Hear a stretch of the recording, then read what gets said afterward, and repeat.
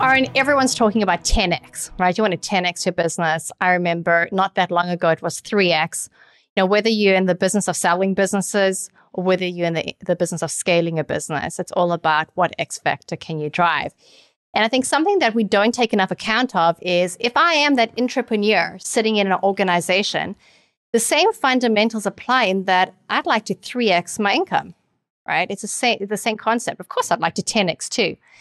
But it got me thinking about through my journey, I've been that performer, absolutely grinding it out, trying to be the top of a global Fortune 500 scorecard as an individual contributor. I've been a young girl desperately trying to be taken seriously by very seasoned and tenured CEOs and CFOs. I've been that new leader, not understanding why my team couldn't just get it done, being extremely frustrated with it. I've also been the more seasoned leader who understands the sophistication of communication required to set out a very clear strategy, get the team rallying around you and buying into the vision, and being able to figure out the right route for results, and understanding that there is no excuse for underperformance when you're in leadership. And so taking that all together with this idea of 10x and 3x or whatever x your goal is, if you are that entrepreneur, whether you are that new startup, somewhere between transit, or you are a more mature organization, most of us are looking for the X factor. And to do that, we can really, I know from your background too, Aaron, we have this together. We really can sit and help build out for our community how they build that visionary leadership approach to get their teams rallying behind them or the investor community to buy into that concept. Because if you don't have the buy-in, you're going to have a really hard time getting the strategy laid out. And if you don't have the strategy, you have nothing to operationalize. And if you miss that operationalization, you will never get it done. And that's where the art is. It's the execution, where the rubber hits the road.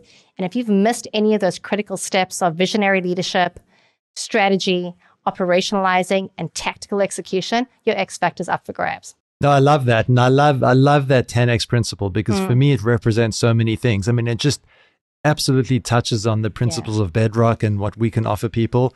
Because fundamentally, if you're not an owner, then you're a victim often. So often people are in the situation they don't want to be in, and they've adopted this victim mentality, whereas they need to adopt an owner mentality. Whether you're within a company or if you're out of a company, you can still be an owner in any circumstance. If you want to have any hope of hitting that 10X, you absolutely have to adopt that owner mentality.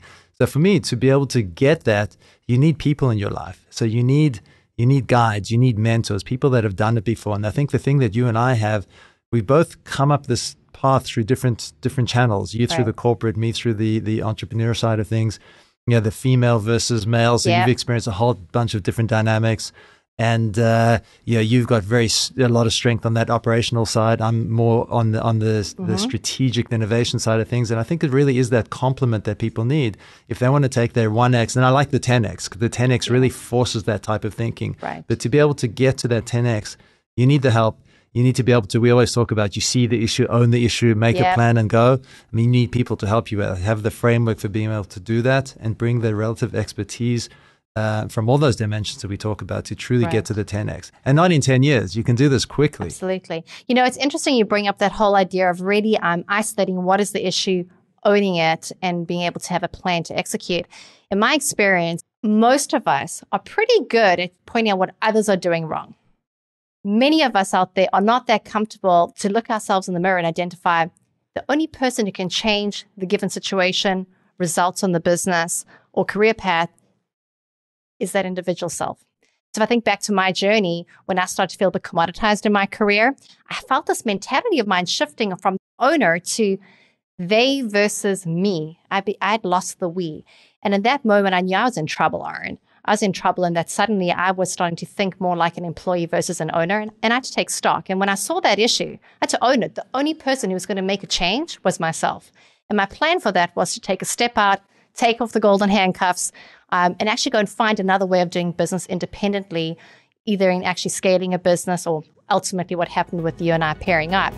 That's something that I think a lot of folks out there need to identify. 10X, 1X, 3X, do they see what the issue is? And do they really understand it's theirs to make a change? Absolutely.